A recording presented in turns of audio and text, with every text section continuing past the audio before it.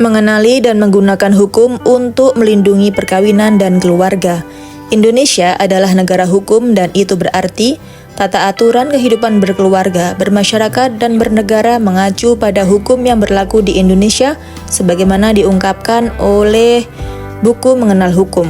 Hukum yang berlaku di Indonesia berlaku untuk setiap warga tanpa membedakan daerah, suku, agama, maupun jenis kelamin. Dan salah satu konsekuensi dari prinsip negara hukum adalah setiap warga negara dianggap sudah mengetahui hukum. Mengetahui dalam arti mengetahui hak dan kewajiban kita sebagai anggota keluarga, warga masyarakat, dan warga negara. Karena itu pula, sebagai konsekuensi dari prinsip negara hukum tersebut, maka setiap warga diharapkan menjalankan hukum yang berlangsung secara otomatis. Realitanya, tidak semua warga negara mengetahui hukum yang berlaku. Ada beragam alasan di balik ketidaktahuan tersebut. Di antaranya adalah hukum yang ada sangat beragam, banyak jumlahnya, dan ditulis dengan bahasa yang tidak populer sehingga terkadang sulit dipahami. Belum lagi ada sebagian yang beranggapan bahwa mengetahui hukum itu tidak penting. Padahal, keseharian kita terkait amat erat dengan hukum. Tiap kali keluar rumah dan menggunakan kendaraan di jalan raya, misalnya, kita terikat dengan peraturan tentang lalu lintas. Ketika kita parkir motor atau mobil, maka sudah terkait dengan peraturan retribusi daerah. Ketika kita makan di restoran atau berbelanja di toko dan di mal, maka sebagai konsumen ada pengaturan tentang hak-hak konsumen yang melindungi kita. Atau ketika kita membayar makanan dan belanja kita di mana itu di restoran, toko, atau mal, memberikan tagihan, di dalamnya sudah termasuk pajak. Ini berarti aktivitas belanja dan makan kita sudah terkait dengan peraturan negara tentang pajak. Demikian juga ketika kita sendiri, saudara, atau anak kita bersekolah, maka hal itu sudah terkait dengan peraturan tentang pendidikan. Nyaris mustahil ada tindakan ataupun perbuatan keseharian yang tidak diatur oleh peraturan di Indonesia. Bahkan, relasi pribadi pun, misalnya relasi anak dengan orang tua, relasi suami dan istri, ataupun relasi pertemanan pun diatur dengan hukum, baik yang bersandar dengan peraturan-peraturan yang tertulis ataupun yang tidak tertulis seperti norma sosial atau etika. Pada umumnya, hukum mengatur tentang hak, kewajiban, sesuatu yang dianggap melanggar hukum dan cara penyelesaian jika ada hukum yang dilanggar. Hukum memiliki sifat yang berbeda-beda, ada yang bersifat memaksa, namun ada yang sifatnya melengkapi. Menurut Mertokusumo dalam Mengenal Hukum, sifat dari hukum tidak selalu lengkap dan tidak sempurna. Hukum yang berlaku terkadang menimbulkan kontroversi di dalam masyarakat, dipandang sebagai hukum yang tidak mengakomodir kepentingan semua pihak atau berat sebelah. Walau demikian, sistem hukum di Indonesia masih menganut hukum positif, yaitu hukum yang dipegang atau dilaksanakan adalah hukum yang berlaku. Maka, suka atau tidak terhadap hukum yang ada, pengetahuan akan hukum yang ada adalah perlu demi menjaga hak dan menghindari atau mencegah diri dari melakukan tindakan yang melanggar hukum. Kondisi tidak melakukan tindakan yang melanggar hukum amat penting untuk dipahami. Hal tersebut dikarenakan jika kita terlibat dari tindakan yang melanggar hukum, maka kondisi itu akan berpengaruh kepada kehidupan sehari-hari, ketenangan dan ketentraman dalam diri pribadi, pasangan, dan anggota keluarga lainnya. Terlibat dalam persoalan hukum juga akan menurunkan tingkat kesejahteraan dalam keluarga. Sebab, ketika seseorang diproses secara hukum, dia harus meluangkan waktu dan pikirannya untuk menghadapi proses hukum yang bisa berlangsung cukup lama. Hal ini akan berpengaruh kepada pekerjaan dan mata pencaharian dan kesejahteraan ekonomi keluarga. Hukum yang berhubungan langsung dengan kehidupan keluarga. Ada beberapa peraturan yang secara langsung dan tidak langsung mengatur hubungan antara anggota di dalam keluarga, antara suami dan istri, antara orang tua dan anak, dan antara anggota keluarga lainnya, termasuk orang yang bekerja di dalam satu keluarga, yaitu pekerja rumah tangga. Selain itu, karena keluarga adalah unit terkecil masyarakat di dalam negara, maka anggota keluarga adalah anggota masyarakat dan warga negara. Sebagai warga masyarakat dan warga negara terdapat juga aturan yang mengatur hubungan antara warga masyarakat yang tinggal saling berdekatan atau di satu lokasi tertentu dan dalam kehidupan berbangsa. Peraturan tertulis yang mengatur secara langsung hubungan di dalam keluarga. Hal-hal di atas dapat ditemui di dalam 1. Peraturan tentang perkawinan, Undang-Undang Nomor 1 Tahun 1974 tentang perkawinan, dan juga kompilasi hukum Islam. 2. Pengaturan tentang kekerasan dalam rumah tangga atau KDRT pada Undang-Undang Nomor 23 Tahun 2004 tentang penghapusan kekerasan dalam rumah tangga. 3. Pengaturan perlindungan anak, yakni yang tertera dalam Undang-Undang Nomor 35 Tahun 2014 tentang perubahan atas Undang-Undang Nomor 23 Tahun 2002 tentang perlindungan anak. Undang-Undang Perkawinan Nomor 1 Tahun 1974 dan kompilasi hukum Islam tahun 1989. Undang-Undang Perkawinan menjadi landasan hukum tentang bagaimana membentuk sebuah keluarga yang sah, terutama di hadapan negara. Undang-undang ini menegaskan maksud dan tujuan perkawinan sebagai ikatan lahir dan batin antara seorang laki-laki dan perempuan sebagai suami istri. Ikatan ini dibangun dengan tujuan membentuk keluarga yang bahagia dan kekal bersandarkan ketuhanan Yang Maha Esa. Oleh karena itu, undang-undang ini meletakkan syarat-syarat untuk melakukan perkawinan. Undang-undang ini juga membuat upaya pencegahan dan bahkan pembatalan terhadap perkawinan yang berpotensi tidak bahagia atau tidak sesuai dengan tujuan perkawinan. Dalam UU ini dipaparkan hak dan kewajiban bagi setiap anggota keluarga, khususnya suami dan istri, orang tua dan anak. Secara garis besar, undang-undang ini meletakkan hak istri yang setara dengan suami dalam proses pengambilan keputusan, berinteraksi atau berurusan dengan pihak luar, pengelolaan rumah tangga, pendidikan anak-anak, dan bahkan dalam penguasaan harta di dalam keluarga. Tabel 1. Jaminan hak perempuan atau istri dan laki-laki atau suami dalam Undang-Undang Nomor 1 Tahun 1974. Laki-laki atau suami dan perempuan atau istri adalah subjek hukum yang setara, yang sama-sama dapat melakukan perbuatan tertentu di hadapan pihak-pihak di unit keluarga, seperti di hadapan pemerintah, penegak hukum, institusi perbankan, atau institusi ekonomi, sosial, dan lainnya. Perbuatan ini disebut sebagai perbuatan hukum. Perkawinan sah oleh negara di hadapan pejabat berwenang dan tercatat. Hal ini ditandai dengan adanya akta nikah yang dimiliki dan disimpan oleh masing-masing pihak, baik istri ataupun suami.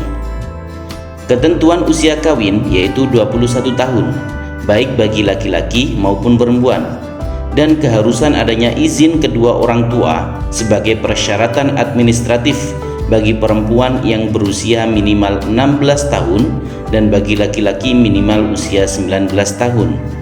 Ketentuan ini merupakan upaya pemerintah untuk memastikan kesiapan kedua calon suami istri, baik secara fisik, mental, sosial, dan spiritual untuk membina keluarga yang sakinah. Persetujuan kedua belah pihak, termasuk persetujuan calon mempelai perempuan, dibutuhkan dalam melangsungkan perkawinan. Salah satu pihak, khususnya perempuan, dapat mengajukan pembatalan perkawinan terhadap perkawinan yang tidak disetujui atau paksa, atau jika ada penipuan selama proses perkawinan antara dirinya dengan suaminya. Pengajuan pembatalan perkawinan juga bisa diajukan jika suaminya menikah lagi dengan perempuan lain tanpa sepengetahuannya atau di luar keinginannya.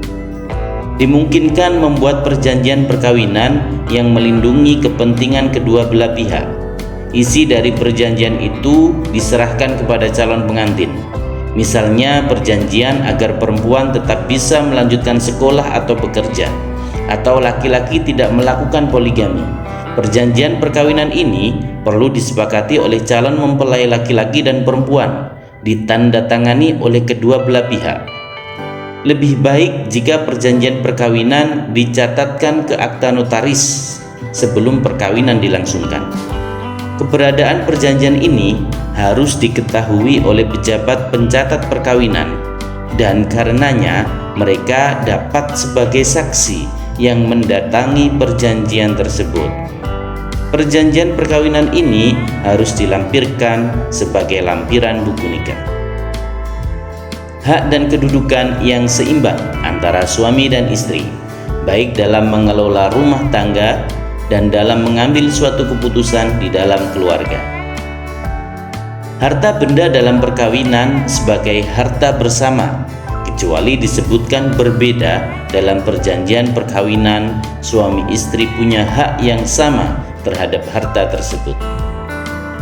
Hak istri dan suami menghentikan perkawinan jika situasi perkawinan telah tidak lagi sesuai dengan tujuan perkawinan yang diharapkan.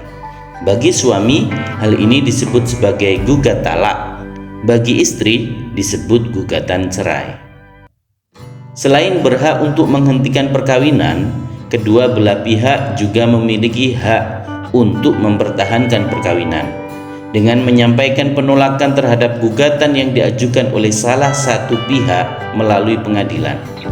Sebab proses talak dan cerai hanya sah jika diputuskan oleh pengadilan. Hak yang setara antara perempuan atau istri dan laki-laki atau suami untuk memelihara dan mendidik anak. Hak ini tetap dimiliki oleh perempuan dan laki-laki selama masa perkawinan mereka dan dalam kondisi perkawinan mereka kandas di tengah jalan. Di samping kewajiban yang disarankan oleh hukum, undang-undang ini juga memberi keleluasaan bagi para pihak yang akan mengikatkan diri ke dalam perkawinan untuk membuat perjanjian perkawinan yang disepakati bersama dan dibuat tertulis. Perjanjian tersebut menjadi dokumen yang penting yang terlampir bersama akta perkawinan yang dibuat oleh pejabat pencatat perkawinan. Undang-undang perkawinan juga menerangkan posisi anak dan keterhubungan anak dengan orang tuanya. Orang tua memiliki kewajiban untuk memelihara dan mendidik anak-anaknya. Orang tua juga berkewajiban untuk memprioritaskan kepentingan anak, termasuk dalam mengelola harta ataupun dalam memenuhi hak-hak anak yang lain. Sebaliknya, anak juga berkewajiban untuk menghormati orang tua dan menjalankan apa yang dikehendaki oleh orang tua selama kehendak tersebut baik. Orang tua yang melalaikan kepentingan anak dapat dicabut hak untuk memelihara dan mendidik anaknya, untuk kemudian hak tersebut diambil alih oleh negara. Pengaturan-pengaturan yang disebutkan dalam undang-undang perkawinan selaras dengan komplikasi hukum Islam yang merupakan komplikasi dari pandangan para ulama di Indonesia tentang hukum Islam yang terkait dengan perkawinan. Penting untuk diperhatikan bahwa peraturan ini hanya berlaku bagi mereka yang mencatatkan perkawinan secara sah atau nikah secara sah menurut negara. Jika perkawinan tidak dicatatkan, maka segala hak dan kewajiban suami atau istri bersifat tidak mengikat. Artinya, suami atau istri tidak memiliki ikatan apapun secara hukum kepada pasangannya.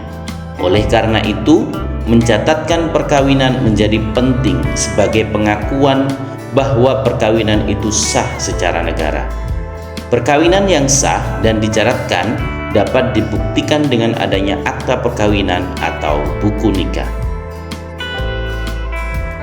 Undang-Undang Penghapusan Kekerasan dalam Rumah Tangga atau KDRT. Rumah tangga yang rukun, damai, bahagia, dan tentram adalah harapan dari semua yang mengarungi bahtera rumah tangga. Kerukunan dan kedamaian ini patut diupayakan sekuat tenaga dan kemudian dipertahankan sepanjang kehidupan berkeluarga. Sayangnya, dari pengalaman banyak rumah tangga, potensi tindak kekerasan terutama terhadap istri dan atau anak selalu ada. Potensi ini menjadi semakin besar dalam rumah tangga di mana dominasi suami amat besar, atau dengan kata lain terjadi hubungan yang tidak setara antara suami dan istri. Munti 2008. Terkadang pasangan suami istri tidak merasakan atau tidak menganggap bahwa tindakan mereka adalah bentuk kekerasan. Hal ini karena pemahaman umum bahwa kekerasan adalah sesuatu yang bersifat fisik saja. Ungkapan sehari-hari yang menyudutkan salah satu pasangan jarang dianggap sebagai bentuk kekerasan. Anggapan yang sama juga terjadi dalam hubungan seksual suami istri yang mewujud dalam pemaksaan kehendak suami untuk melakukan hubungan seksual tanpa mengindahkan suasana psikologis dan psikis sang istri. Lebih jauh lagi, pemaksaan tersebut seringkali diikuti dengan ancaman seperti dicerai atau disebut sebagai istri yang tidak baik dan lain sebagainya. Dalam kasus lain, dari tindakan yang seringkali dianggap bukan bentuk kekerasan adalah membuat seseorang tidak dapat melakukan apa yang ingin dilakukan. Misalnya, melarang istri bergaul dengan temannya, tidak boleh beraktivitas di luar rumah, ataupun memaksa istri berhenti bekerja. Dan alasan yang sering dipergunakan karena suami adalah kepala keluarga yang harus ditaati. Ed Yono 2005 halaman 179. Pemahaman seperti ini banyak ditemui di masyarakat kita, dan lebih parah lagi, pemahaman tadi seringkali diikuti dengan pemahaman diperbolehkannya suami tanda kutip mendidik sang istri yang tidak taat dengan memukul atau sanksi fisik lainnya. Untuk merespon berbagai persoalan di atas, Undang-Undang Penghapusan Kekerasan dalam Rumah Tangga, Undang-Undang PKDRT disahkan. Dalam undang-undang ini, kekerasan dalam rumah tangga didefinisikan perbuatan atau tindakan yang dapat menimbulkan penderitaan atau kesengsaraan, baik secara fisik, seksual, psikologis, dan termasuk juga penderitaan karena penelantaran rumah tangga yang dilakukan salah satu anggota keluarga kepada anggota keluarga lainnya, khususnya kepada perempuan. Maka seluruh perbuatan yang dipaparkan sebelum ini masuk dalam kategori kekerasan dalam rumah tangga. Berdasarkan Undang-Undang PKRDT, bentuk-bentuk KDRT meliputi 1. Kekerasan fisik, yaitu perbuatan yang mengakibatkan seseorang merasa sakit, jatuh sakit, atau luka yang berat. 2. Kekerasan psikis, yaitu perbuatan yang menimbulkan orang mengalami ketakutan, hilangnya rasa percaya diri, merasa tidak berdaya, hilangnya kemampuan untuk melakukan sesuatu, atau sampai pada penderitaan psikis yang berat. 3. Kekerasan seksual, yaitu meliputi 2 hal. Pertama, pemaksaan hubungan seksual kepada seseorang yang tinggal di dalam rumah tangga, baik terhadap istri atau anggota keluarga lain, termasuk mereka yang bekerja di dalam rumah tersebut atau pekerja rumah tangga. Kedua, pemaksaan hubungan seksual kepada seseorang di dalam keluarga atau rumah tangga yang tujuannya untuk mencari keuntungan ekonomi. 4. Penelantaran rumah tangga, yaitu perbuatan menelantarkan anggota keluarga, padahal orang yang menelantarkan memiliki kewajiban atau kesepakatan untuk memberikan kehidupan, perawatan, dan pemeliharaan anggota keluarga tersebut. Penelantaran ini juga mencakup perbuatan yang membuat seseorang tergantung secara ekonomi. Ini termasuk membatasi atau melarang orang untuk tidak bekerja. Tindakan-tindakan ini ada hubungannya untuk membuat anggota keluarga tergantung dan berbeda di bawah kendalinya. Tindakan-tindakan ini ada hubungannya untuk membuat anggota keluarga tergantung dan berada di bawah kendalinya. Kemudian, apa yang harus dilakukan jika Anda atau salah satu keluarga, baik keluarga inti atau keluarga besar, mengalami KDRT? Di setiap provinsi telah ada lembaga pengada layanan untuk korban kekerasan. Lembaga-lembaga ini secara khusus ditugaskan untuk menangani korban termasuk KDRT. Lembaga ini meliputi lembaga pemerintah atau yang didirikan oleh masyarakat, seperti Lembaga Swadaya Masyarakat atau LSM, lembaga keagamaan seperti Aisyah dan Fatayat NU, atau organisasi kemasyarakatan lainnya. Lembaga pelayanan korban yang dimaksud dapat berbentuk 1. Pusat Pelayanan Terpadu untuk Perlindungan Perempuan dan Anak atau P2TP2A. 2. Lembaga Bantuan Hukum yang Umum.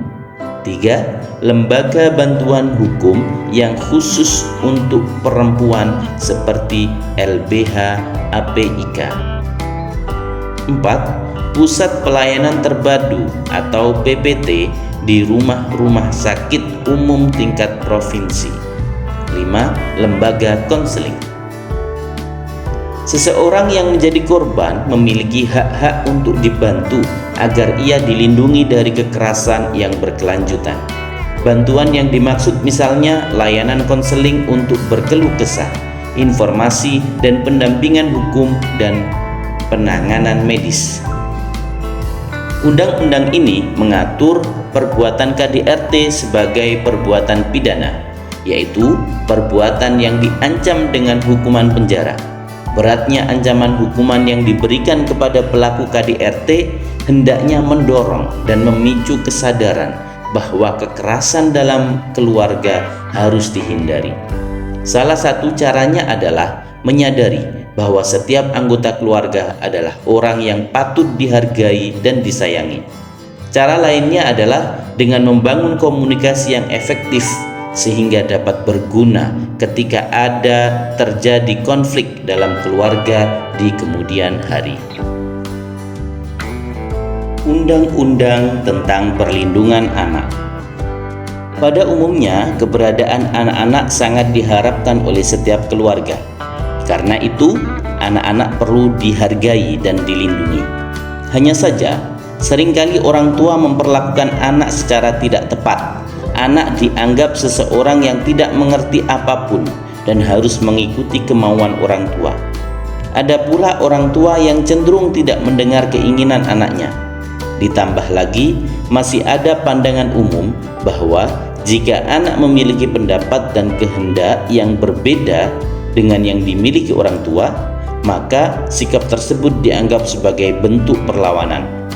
Sehingga dalam kondisi ini, orang tua terkadang meningkatkan pemaksaan atas anak-anak untuk mengikuti kemauan orang tua, termasuk dengan cara memberikan hukuman fisik dengan dalih mendidik. Definisi anak menurut Undang-Undang Perlindungan Anak. Anak adalah manusia yang berusia di bawah 18 tahun dan termasuk anak di dalam kandungan seorang ibu. Selain itu, tidak semua anak dilahirkan dengan kondisi fisik yang sempurna. Ada pula kemungkinan anak dilahirkan dalam kondisi fisik dan psikis yang berbeda atau disebut penyandang disabilitas. Kadang, anak-anak disabilitas ini dianggap sebagai pembawa sial, kutukan, atau beban orang tua dan lingkungannya. Mereka diperlakukan berbeda, tidak disekolahkan, dan tidak dirawat sebagaimana anak lainnya. Bahkan, tak jarang anak-anak seperti ini ditelantarkan dan dieksploitasi untuk mendapatkan uang bagi anggota keluarga lainnya. Penting untuk diperhatikan bahwa perbuatan di atas tidak diperbolehkan oleh Undang-Undang Perlindungan Anak. Malah, perbuatan tersebut dianggap sebagai bentuk kekerasan dan orang yang melakukan tindak kekerasan, termasuk orang tua, akan mendapatkan sanksi. Oleh karena itu, para orang tua seharusnya mengetahui dan memahami kewajiban mereka terhadap anak dan bagaimana menjalankan kewajiban tersebut. Hal tersebut menjadi semakin penting agar tidak terjerumus dalam tindakan yang ternyata masuk kategori melanggar hukum karena melakukan kekerasan terhadap anak sendiri. Semua hal yang berkaitan dengan hak anak dan perlindungan terhadap mereka ini yang dicakup oleh Undang-Undang Perlindungan Anak. Undang-Undang Perlindungan menyebutkan bahwa perlindungan anak adalah segala kegiatan yang bertujuan untuk menjamin dan melindungi anak dan hak-haknya agar dapat hidup, tumbuh, berkembang, dan berpartisipasi secara optimal sesuai dengan harkat dan martabat kemanusiaan, termasuk juga perlindungan bagi anak dari kekerasan dan diskriminasi. Tabel 2. Hak-hak anak. Hak untuk hidup, tumbuh, berkembang, dan partisipasi secara wajar sesuai dengan harkat dan martabat kemanusiaan. Pasal 4. Hak untuk mendapatkan perlindungan dari kekerasan dan diskriminasi. Pasal 4. Hak memiliki nama untuk identitas diri dan status kewarganegaraan. Pasal 5. Hak untuk beribadah menurut agamanya. Pasal 6. Hak untuk berekspresi sesuai dengan tingkat kecerdasan dan usianya dan dalam bimbingan orang tua. Pasal 6. Hak untuk mengetahui orang tuanya, dibesarkan dan diasuh oleh orang tuanya sendiri. Pasal 7 ayat 1. Anak-anak terlantar berhak diasuh dan diangkat oleh orang lain sesuai dengan peraturan yang berlaku. Pasal 7 ayat 2. Hak untuk memperoleh pelayanan kesehatan dan jaminan sosial sesuai dengan kebutuhan fisik, mental, spiritual, dan sosial. Pasal 8. Hak untuk memperoleh pendidikan dan pengajaran untuk mengembangkan pribadi, tingkat kecerdasan sesuai dengan minat dan bakatnya. Hak ini meliputi hak untuk mendapatkan pendidikan khusus bagi anak-anak penyandang disabilitas dan anak-anak yang memiliki keunggulan. Pasal 9 ayat 1. Hak menyampaikan pendapat dan didengarkan pendapatnya. Pasal 10. Hak menerima, mencari, dan memberikan informasi sesuai dengan tingkat kecerdasan dan usianya. Pasal 10. Hak untuk beristirahat dan memanfaatkan waktu luang, bergaul dengan anak sebaya, bermain, berekreasi sesuai dengan minat, bakat, dan tingkat kecerdasannya. Hak mendapat perlindungan. Pasal 13. Dari A. Diskriminasi, B. Eksploitasi ekonomi atau seksual, C. Penelantaran, D. Kekejaman, kekerasan, dan penganiayaan, E. Ketidakadilan, F. Perlakuan salah lainnya. Hak mendapatkan perlindungan. Pasal 15. Dari A. Penyalahgunaan dalam kegiatan politik, B. Pelibatan dalam sengketa bersenjata, C. Pelibatan dalam kerusuhan sosial, D. Pelibatan dalam peristiwa yang mengandung unsur kekerasan, E. Pelibatan dalam peperangan. Berhak untuk mendapatkan bantuan hukum ketika menjadi korban atau pelaku tindak pidana. Pemenuhan hak-hak di atas menjadi kewajiban dan tanggung jawab utama orang tua. Kewajiban dan tanggung jawab tersebut meliputi A. Mengasuh, memelihara, mendidik, dan melindungi anak-anaknya, B. Pengasuhan yang disesuaikan dengan kemampuan, bakat, dan minat anak-anak, C. Mencegah terjadinya perkawinan usia dini pada anak-anak, D. Memberikan pendidikan karakter dan penanaman nilai budi pekerti pada anak. Jika orang tua tidak dapat dan mampu memenuhi kewajiban tersebut, maka negara diwakili oleh pemerintah nasional dan daerah berkewajiban untuk mengambil alih. informasi dan peraturan-peraturan yang bermanfaat bagi kehidupan keluarga. Peraturan terkait dengan dokumen, pencatatan, dan administrasi kependudukan.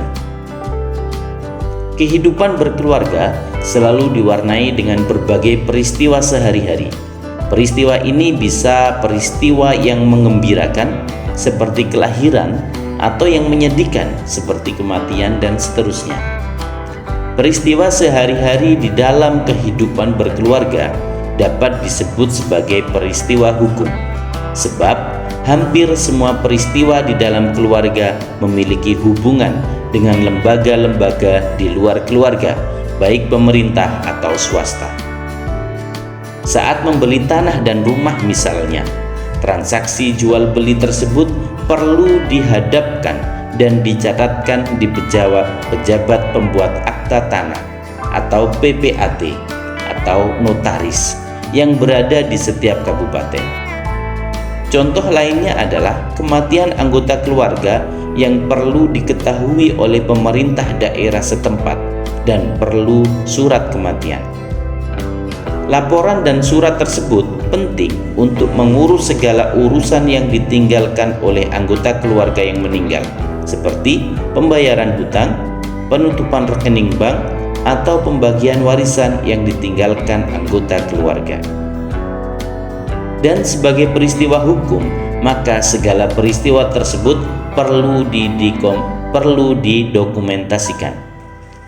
Pendokumentasian baik berupa surat-surat, foto, atau keterangan tentang terjadinya peristiwa tersebut sebagaimana yang diatur dalam Undang-Undang Nomor 23 Tahun 2006 tentang Sistem Administrasi Negara.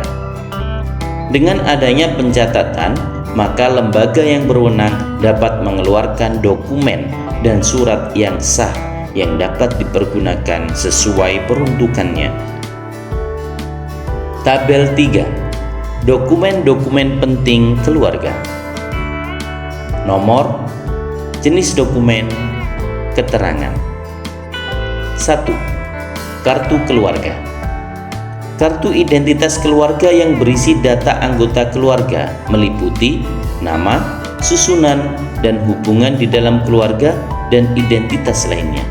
Kartu keluarga menjadi dasar diperolehnya identitas lainnya seperti KTP, surat izin mengemudi atau SIM, atau asuransi kesehatan. 2. Kartu tanda penduduk. Kartu identitas yang berlaku secara nasional. KTP wajib dimiliki oleh setiap orang yang telah berusia 17 tahun. KTP merupakan kartu yang dibutuhkan untuk pengurusan berbagai dokumen lainnya. 3. Paspor. Kartu identitas yang berlaku jika seseorang hendak keluar negeri, seperti naik haji, bekerja sebagai TKI, atau kunjungan singkat ke negara lainnya. Paspor dibutuhkan meskipun kita pergi ke negara perbatasan yang dekat dengan tempat tinggal kita. Paspor ada jangka waktunya dan harus diperbaharui. 4. Buku nikah atau akta perkawinan. Akta yang diperoleh oleh suami istri setelah mencatatkan perkawinan melalui prosedur yang sesuai dengan hukum. Buku nikah dikeluarkan oleh kantor urusan agama di kecamatan di tempat perkawinan dilangsungkan. Buku nikah ada 2 rangka, satu untuk istri dan satu untuk suami. Jika perkawinan tidak dilalui proses yang benar, maka perkawinan tidak dicatatkan. Jika tidak dicatatkan, maka tidak ada akta nikah. Jika akta nikah tidak ada, maka secara hukum perkawinan tersebut dianggap tidak pernah terjadi. Catatkanlah perkawinan Anda dan simpanlah buku nikah Anda. 5. Akta kelahiran. Catatan resmi yang dikeluarkan oleh pemerintah tentang kelahiran seseorang. Akta kelahiran menjadi penting untuk membuktikan usia seseorang dan siapa orang tua biologis seseorang. Akta kelahiran sangat dibutuhkan dalam hal mengakses pendidikan anak-anak dan pelayanan sosial lainnya. 6. Slip gaji suami atau istri. Slip gaji adalah berupa selembar keterangan tentang berapa jumlah uang pendapatan yang diterima oleh seseorang yang bekerja. Slip gaji biasanya dikeluarkan oleh bendahara kantor setiap kali seseorang menerima gaji bulanan. Suami dan istri perlu saling menginformasikan slip gaji masing-masing dan memfotokopikannya. Slip gaji ini berguna untuk memberikan informasi tentang kondisi keuangan keluarga. Berapa pendapatan total setiap keluarga, baik dari suami dan istri. Informasi ini penting untuk keperluan mengakses program pemerintah seperti bantuan kesehatan dan pendidikan. Selain itu, informasi ini juga perlu dalam mengajukan kredit untuk rumah atau kendaraan. 7. Kartu nomor tanda wajib pajak atau NPWP. NPWP sudah sangat lazim dimiliki oleh seseorang, terutama jika seseorang bekerja di sebuah perusahaan atau menjalankan bisnis atau pendapatan lainnya. Hampir setiap urusan yang terkait dengan pemerintah dan bisnis selalu membutuhkan NPWP. Suami atau istri dapat memiliki NPWP yang sama atau berbeda, tergantung kebutuhan.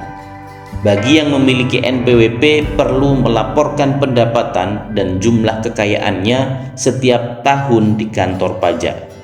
Untuk membangun keterbukaan di dalam keluarga, pelaporan ini perlu diketahui dan dokumennya perlu disimpan termasuk oleh pasangannya. 8. Kartu asuransi kesehatan dan lainnya termasuk BPJS. Kartu yang menunjukkan keikutsertaan dan karenanya hak mendapatkan pelayanan kesehatan di bawah pengelolaan badan asuransi. Salah satu asuransi yang paling dapat diakses adalah Badan Penyelenggara Jaminan Sosial yang perlu dimiliki oleh setiap keluarga. Keikutsertaan BPJS perlu dibuktikan dengan kartu BPJS yang harus dipegang oleh yang tertera namanya. Untuk anak-anak, kartu BPJS perlu disimpan di tempat yang mudah diakses oleh kedua orang tua dan pihak lain yang selama ini mengasuh anak-anak. 9. Buku tabungan. Setiap orang, baik laki-laki atau suami, atau perempuan atau istri, dapat membuka rekening di bank. Membuka rekening di bank berguna untuk menyimpan uang, menerima uang gaji, menerima bantuan sosial seperti bantuan pendidikan atau melakukan pembayaran-pembayaran secara online lainnya.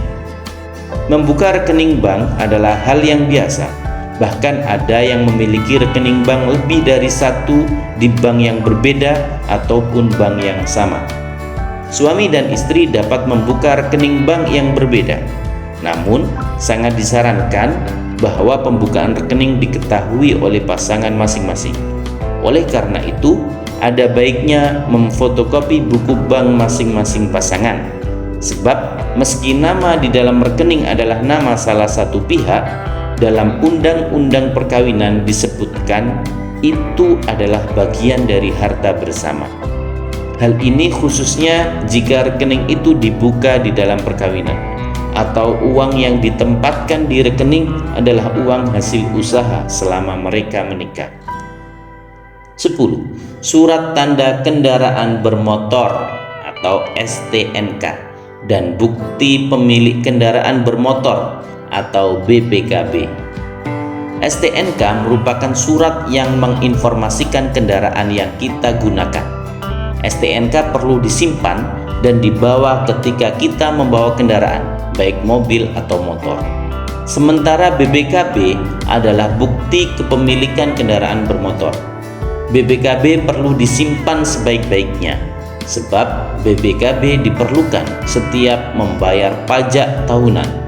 Selain itu, jika motor atau mobil dibeli selama masa perkawinan, maka motor atau mobil itu adalah harta bersama. Walaupun di dalam BPKB adalah nama suami atau istri namun itu menjadi milik keluarga. 11. Ijazah dan sertifikat kelulusan sekolah formal SD, SMP, SMA, perguruan tinggi, dan non-formal, kursus-kursus. Ijazah dan sertifikat kelulusan pendidikan formal dan non-formal sangat penting untuk mencari kerja atau mendapatkan posisi tertentu secara sosial dan politik. Ijazah dan sertifikat ini harus difotokopi dan dilegalisir sesuai dengan kebutuhan. Jangan pernah memberikan ijazah dan sertifikat kepada pihak lain. Jikapun harus diberikan, maka pemberian ini harus disertai dengan surat tanda terima dan penjelasan mengapa ijazah diberikan kepada pihak lain.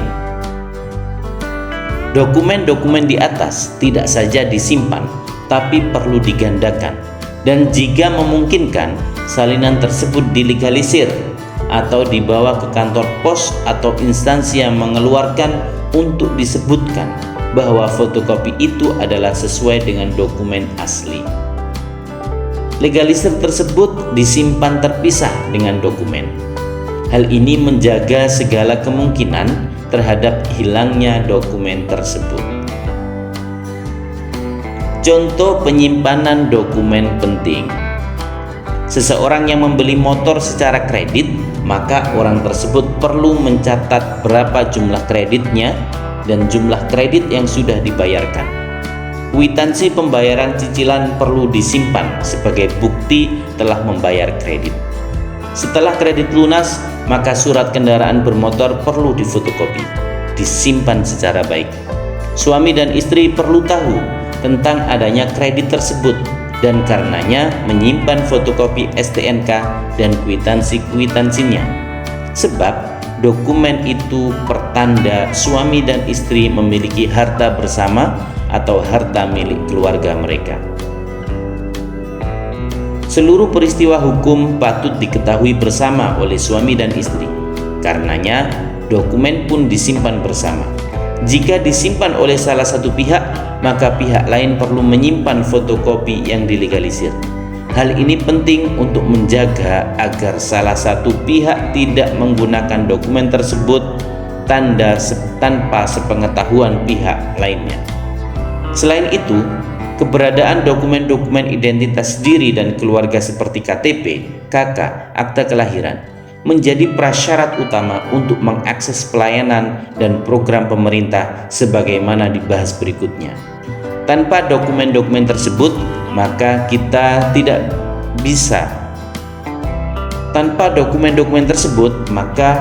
bisa kehilangan hak sebagai warga negara.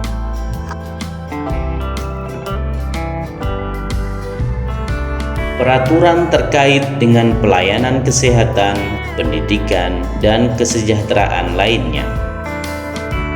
Keluarga adalah unit masyarakat terkecil di dalam negara. Di dalam keluarga meliputi anggota-anggota keluarga yang memiliki berbagai kebutuhan untuk melangsungkan kehidupan keluarga. Kebutuhan yang sangat mendasar dalam keluarga adalah seperti ekonomi, pendidikan, dan kesehatan. Bagaimana akses layanan pemerintah ini dapat dinikmati sangat tergantung dengan berbagai kondisi sosial dan ekonomi di setiap keluarga. Ada program-program yang dilancarkan pemerintah khusus untuk seluruh masyarakat dan ada pula yang khusus untuk masyarakat miskin. Program-program yang dapat diakses seluruh keluarga misalnya program kesehatan dan pendidikan. A. Program kesehatan. Undang-Undang Nomor 36 Tahun 2009 menyebutkan bahwa pelayanan kesehatan ditujukan untuk perorangan dan keluarga. Pelayanan kesehatan tersebut dilakukan sejak anggota keluarga di dalam kandungan hingga usia lanjut dan meliputi kesehatan fisik dan psikis, baik terhadap gangguan kesehatan atau penyakit, termasuk penyakit menular. Lingkup kesehatan yang dimaksud adalah kesehatan yang menyeluruh di rumah, lingkungan, dan meliputi tempat kerja. Pelayanan kesehatan tersebut disediakan oleh pemerintah melalui puskesmas atau puskesmas pembantu dan rumah sakit. Selain itu, pemerintah juga memberikan perhatian dan penyelenggaraan pelayanan khusus.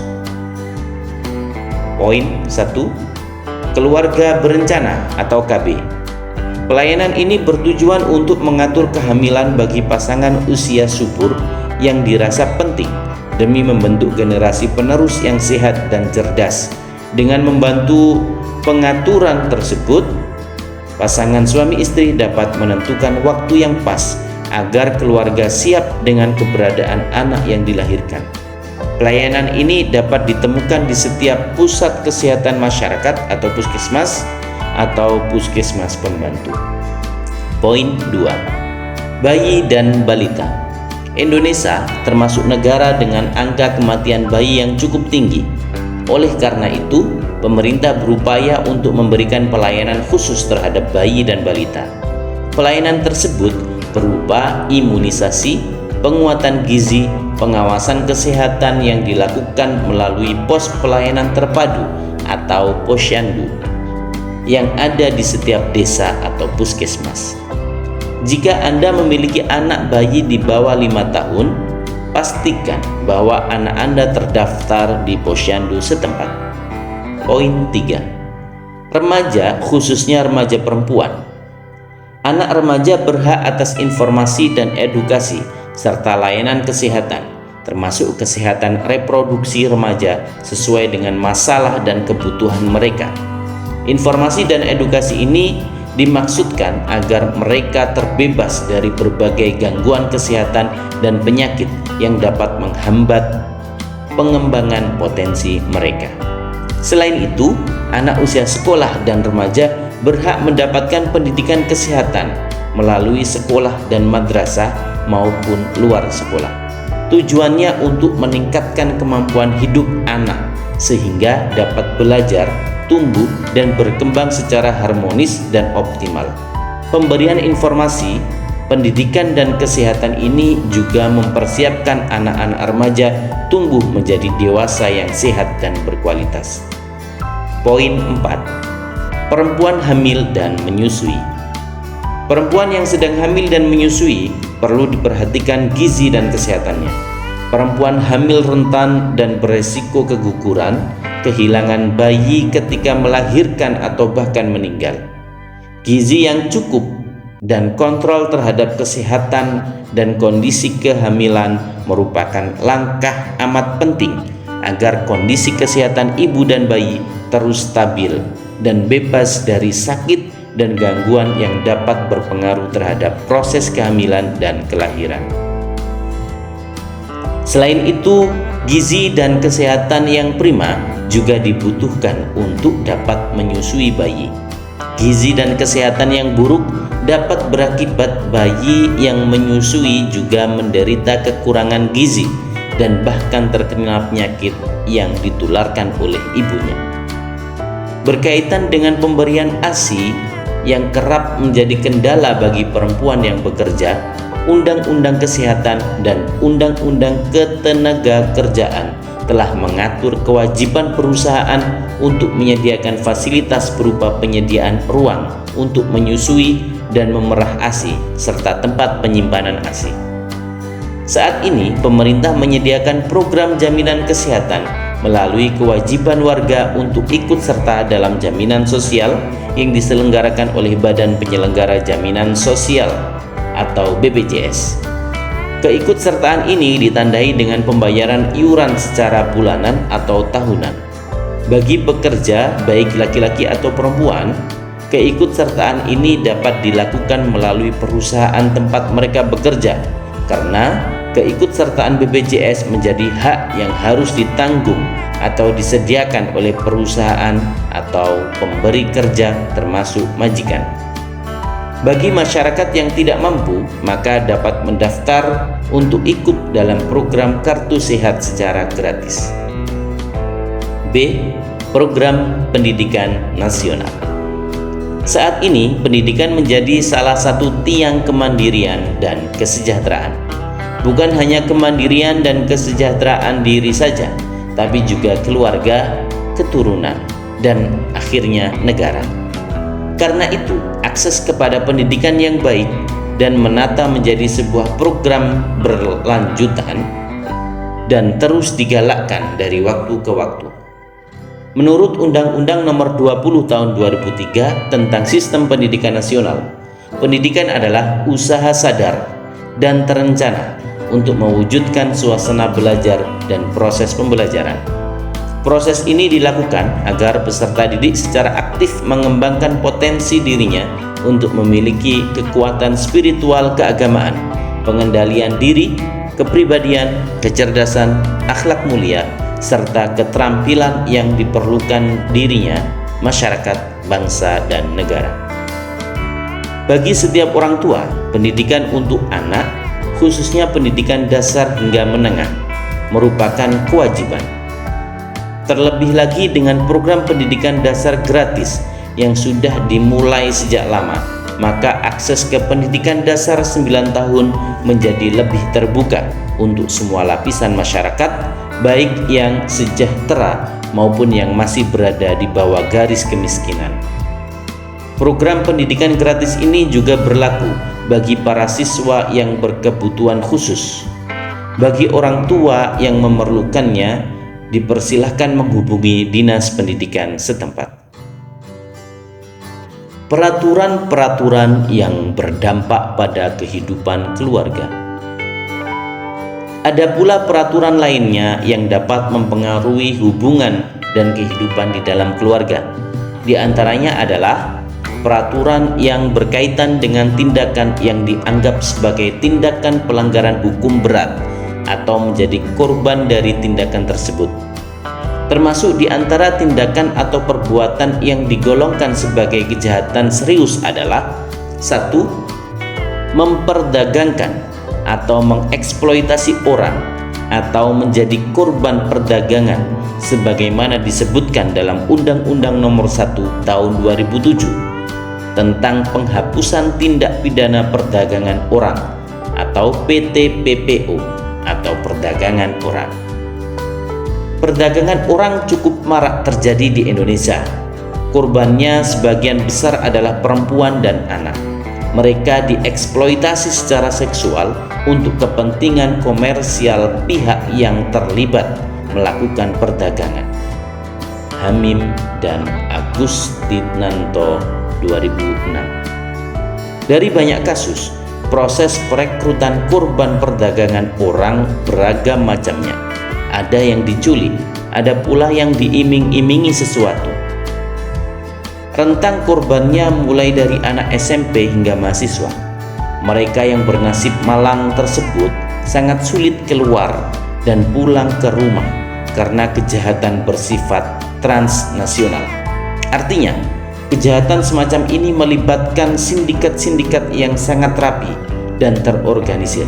Karena itu, banyak orang tua atau keluarga tidak mengetahui atau menyadari jika anak mereka telah menjadi korban perdagangan manusia.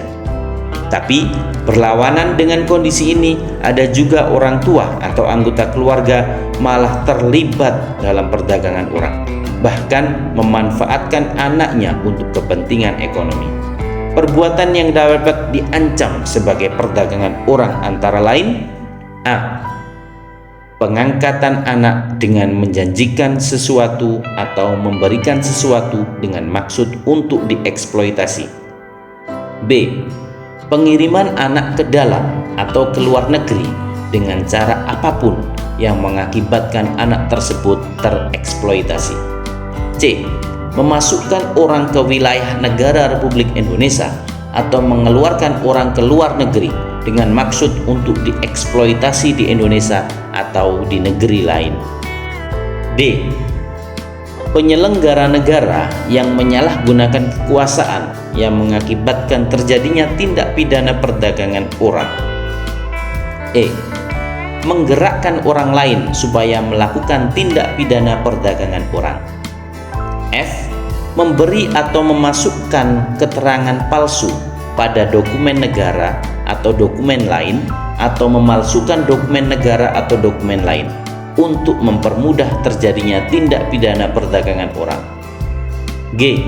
Membantu pelarian pelaku tindak pidana perdagangan orang dari proses peradilan pidana dengan 1. Memberikan atau meminjamkan uang, barang, atau harta kekayaan lainnya kepada pelaku. 2. Menyediakan tempat tinggal bagi pelaku. 3. Menyembunyikan pelaku. Atau 4. Menyembunyikan informasi keberadaan pelaku. Tabel 4. Beberapa istilah penting di dalam Undang-Undang Perdagangan Orang. Perdagangan orang adalah tindakan yang terdiri dari perekrutan, pengangkutan, penampungan, pengiriman, pemindahan, atau penerimaan seseorang dengan ancaman kekerasan, penggunaan kekerasan, penculikan, penyekapan, pemalsuan, atau penipuan. Perbuatan tersebut meliputi juga penyalahgunaan kekuatan terhadap mereka yang memiliki posisi rentan, termasuk juga penjeratan utang atau memberi bayaran atau manfaat, sehingga orang yang memegang kendali terhadap seseorang yang diperdagangkan setuju dengan adanya perbuatan tersebut. Kegiatan ini baik yang dilakukan di dalam negara maupun antar negara. Tujuan dari seluruh perbuatan ini adalah untuk eksploitasi atau mengakibatkan orang tereksploitasi.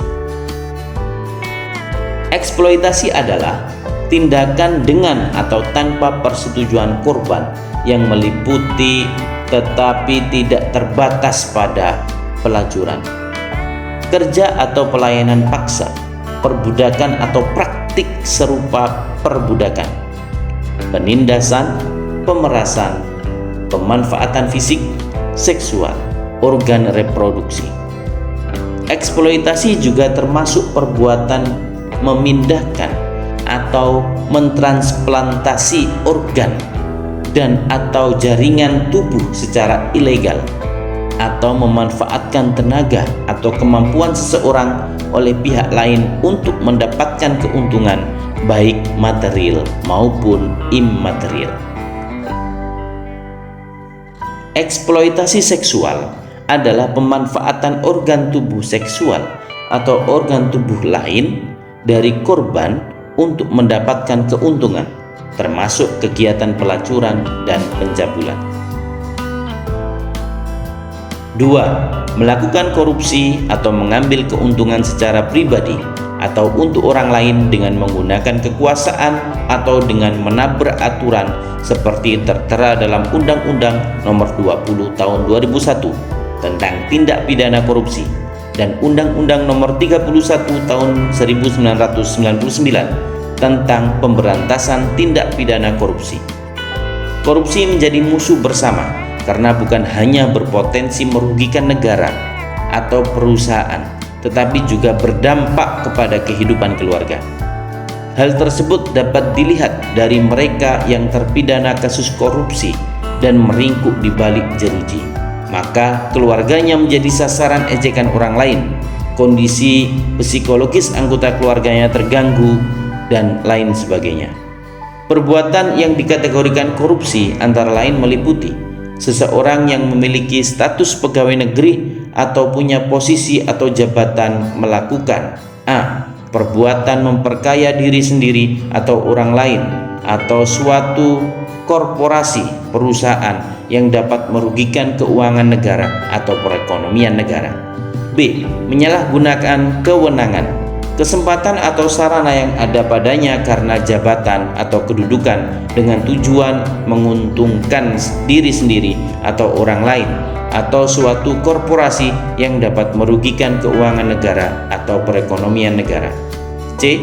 Memberi hadiah atau janji kepada pegawai negeri atau pejabat lainnya karena orang tersebut memiliki kekuasaan atau wewenang karena jabatan atau kedudukannya. Hal ini juga dilakukan dengan maksud seseorang melakukan atau tidak melakukan perbuatan tertentu. D. Menggelapkan, menghancurkan, merusakkan, atau membuat tidak dapat dipakai barang, akta, surat, atau daftar yang digunakan untuk meyakinkan atau membuktikan di muka pejabat yang berwenang yang dikuasai karena jabatannya. E.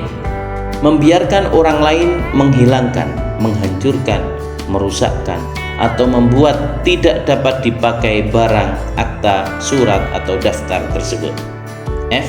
Membantu orang lain menghilangkan, menghancurkan, merusakkan, atau membuat tidak dapat dipakai barang, akta, surat, atau daftar tersebut.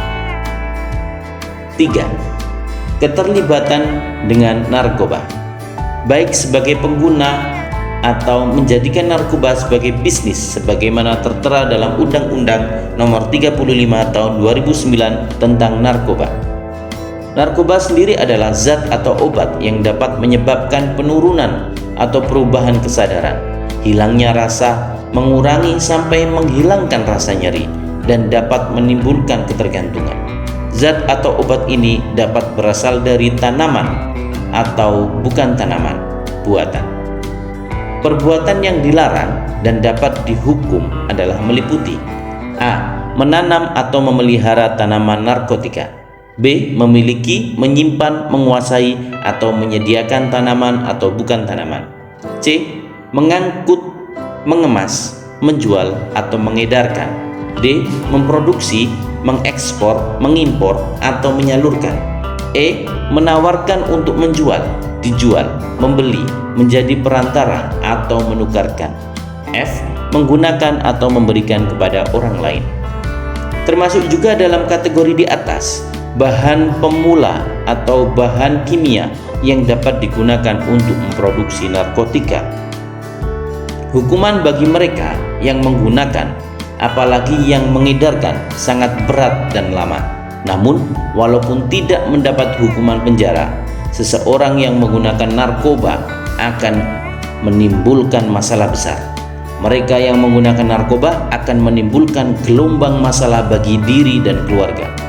Masalah yang berpotensi muncul mulai dari pemborosan uang hingga tindak pidana demi pemenuhan kebutuhannya terhadap barang haram tersebut. 4. Keikutsertaan dalam kegiatan terkait dengan terorisme diatur di dalam Undang-Undang Nomor 9 Tahun 2013 tentang pencegahan dan pemberantasan tindak pidana pendanaan terorisme dan Undang-Undang Nomor 15 Tahun 2003 tentang penetapan peraturan pemerintah pengganti Undang-Undang Nomor 1 Tahun 2002 tentang pemberantasan tindak pidana terorisme menjadi undang-undang. Setiap warga negara mempunyai hak untuk menyampaikan pendapat, pikiran, berorganisasi, dan melakukan kegiatan politik. Hal ini diatur di dalam Konstitusi Indonesia, Undang-Undang 1945. Walaupun demikian, hak tersebut dibatasi oleh hukum pidana Indonesia dititik selama tidak merusak tatanan kehidupan negara, kesatuan Republik Indonesia, dan dasar negara Indonesia, yaitu Pancasila. Penegasan ini menjadi penting karena saat ini semakin banyak upaya untuk menghancurkan negara atau mengubah dasar negara dengan menghalalkan berbagai cara. Salah satu cara tersebut adalah melalui kekerasan yang biasa dikenal dengan makar atau terorisme. Terorisme sendiri merupakan kejahatan lintas negara, terorganisir dengan rapi, dan memiliki jaringan yang luas. Termasuk dalam kategori terorisme adalah A. Kesengajaan menggunakan kekerasan, termasuk ancaman kekerasan untuk menimbulkan rasa teror atau takut atau menimbulkan korban yang bersifat massal. Tindakan ini dilakukan dengan cara merampas kemerdekaan, menghilangkan nyawa, merusak harta benda pribadi atau fasilitas publik, tempat vital atau lingkungan hidup. Termasuk pula dalam tindakan ini adalah tindakan mengganggu transportasi udara. B. Membuat, menerima, mencoba, memperoleh, menyerahkan, menguasai, membawa, menyimpan, mengangkut, menyembunyikan, menggunakan, atau mengeluarkan ke dan atau dari Indonesia sesuatu yang berbahaya seperti senjata api, amunisi, atau bahkan peledak lainnya. C. Menggunakan senjata kimia, senjata biologis, radiologi, mikroorganisme, atau radioaktif untuk menyebabkan suasana teror atau ketakutan yang meluas, termasuk juga di dalamnya menimbulkan korban bersifat massal, kesehatan, kekacauan terhadap kehidupan, keamanan, termasuk fasilitas publik dan vital lainnya. D. Mengumpulkan dana bagi kegiatan terorisme. Mereka yang diancam dengan tindak terorisme adalah semua orang yang terlibat, seperti pelaku, pemberi perintah, dan penggerak tindakan tersebut. Ancaman hukuman bagi pelaku terorisme amat berat dan proses hukum yang melingkupinya jauh berbeda dengan hukum pidana biasa. Realitas yang ada adalah banyak orang tua atau pasangan yang tidak menyadari keterlibatan dirinya atau keluarga dalam kegiatan semacam ini. Hal ini dikarenakan para teroris menggunakan beragam cara untuk merekrut. Yang kerap ditemukan adalah perekrutan dengan penggunaan kegiatan sosial keagamaan di berbagai tempat seperti majelis taklim, kampus, sekolah, tempat kerja, dan lain sebagainya. Sekarang, perekrutan tersebut diperluas dengan menggunakan berbagai media sosial dan komunikasi internet seperti Facebook, Pet, Twitter, Tumblr, Snapchat, WhatsApp, dan lain sebagainya. Perekrutan jaringan terorisme juga amat jarang menggunakan kekerasan dan paksaan. Biasanya mereka akan menggiring calon potensial, didoktrin dari mulai yang sederhana sampai akhirnya berubah menjadi lebih radikal pandangannya, baik terhadap negara maupun terhadap keluarga dan masyarakat sekitar. Oleh karena itu, suami istri atau orang tua patut curiga jika ada anggota keluarga yang berubah perilaku dan sikapnya serta mulai menutupi aktivitasnya. Kewaspadaan ini perlu untuk menjaga pasangan dan keluarga dari organisasi yang menebar teror. Terlibatan terhadap jenis-jenis kejahatan di atas dapat memorak-porandakan kehidupan berumah tangga, mempengaruhi kebahagiaan dan ketentraman setiap anggota keluarga di dalam rumah tangga dan bahkan kesejahteraan keluarga. Apa yang perlu dilakukan untuk mencegah agar anggota keluarga tidak terlibat dalam perbuatan di atas? Bagaimana jika anggota keluarga telah terlibat dalam kegiatan tersebut?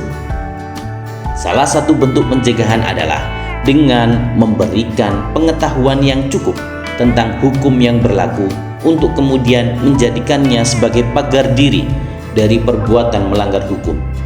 Bagi mereka yang terlanjur melakukan tindakan yang melanggar hukum, maka baik dirinya atau keluarga harus memahami bahwa setiap orang berhak diperlakukan secara adil dalam proses hukum yang ada.